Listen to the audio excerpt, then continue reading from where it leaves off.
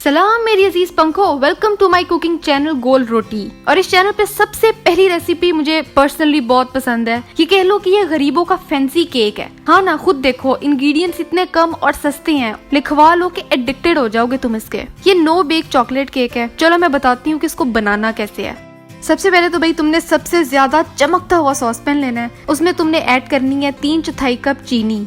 फिर इसमें तुम ऐड करोगे 1/3 कप मैदा। फिर अच्छी क्वालिटी का कोको पाउडर ऐड करोगे 2.5 टेबलस्पून। फिर इन ड्राई इंग्रेडिएंट्स को ऐसे ही स्लो मोशन में मिक्स करोगे जब तक सारा कुछ एक जैसा ना हो जाए। कोने खुदरों से निकाल के लाओ मैदा और मिक्स करो।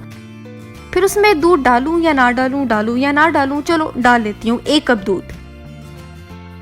इस पॉइंट पर तुमने बड़े अच्छे से विस्क से इसको इतना अच्छा मिक्स करना है ताकि कोई लम्प बाकी ना रहे। अगर लम्प्स रहेंगे ना तो पुडिंग लंपी बनेगी और लंपी पुडिंग कोई नहीं खाएगा।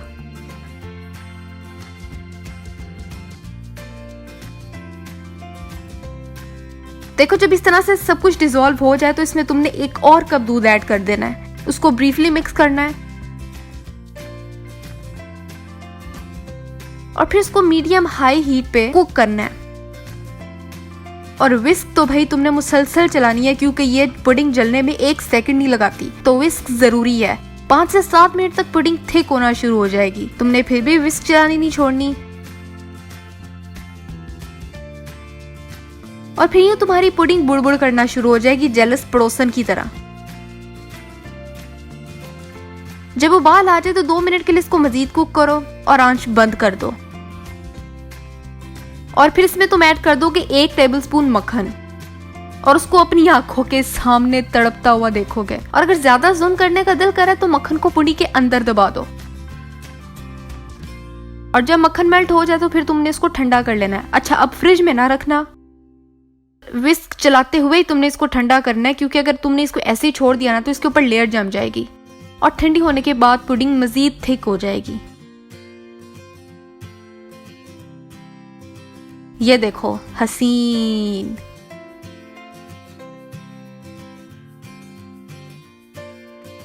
फिर उसके बाद एक सर्विंग डिश लो। फिर एल्यूमिनियम फॉइल या पार्चमेंट पेपर के यूं 4 पीस काटकर प्लेट की साइड्स पर लगा दो। ये क्यों लगाने हैं ये मैं तुम्हें बाद में बताऊंगी।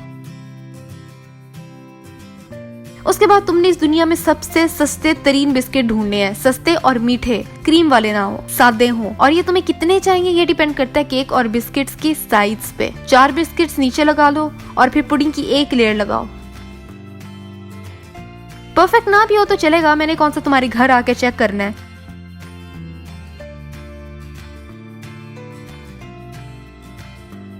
फिर दूसरी लेयर बिस्किट की डालो। इस तरह से फिर पुडिंग और बिस्किट की लेयरिंग करते जाओ जैसे तुम कोई मजदूर हो और सीमेंट और ईंटों की लेयर्स लगा रहे हो। दिहाड़ी खत्म होने पे तुम्हें केक खाने को मिलेगा।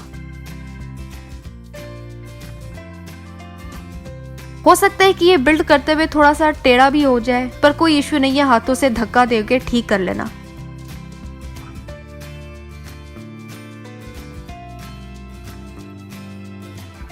फिर आखिरी लेयर आएगी पुडिंग की। अब तुमने इस पुडिंग से पूरा केक कवर करना है। अगर तुम्हारे पास सेरेटेड नाइफ है तो काम आला हो जाएगा, पर अगर नहीं है तो छुरी की मदद से भी ठीक से कवर हो जाएगा। बस सब्र और आराम से सारा काम करना है और बहुत केयरफुली होके तुमने पूरा केक कवर कर देना है। फिर इसको तुमने फ्रिज में सेट होने के लिए छोड़ देना है।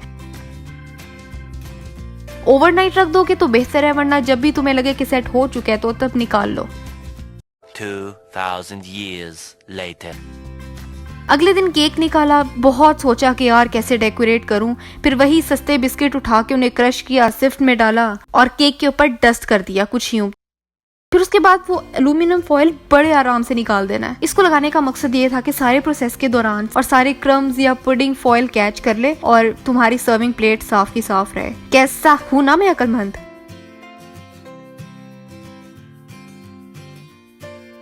लो भाई, केक तैयार है, अब इसको काटो। यकीन करो ये केक इतना सॉफ्ट है कि इसको खाने के लिए तुम्हें दांतों की भी जरूरत नहीं है। And look how pretty it is.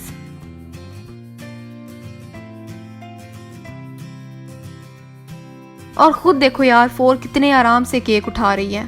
तो चलो इसको ईट ट्राई करना, मुझे बताना कि कैसा बना।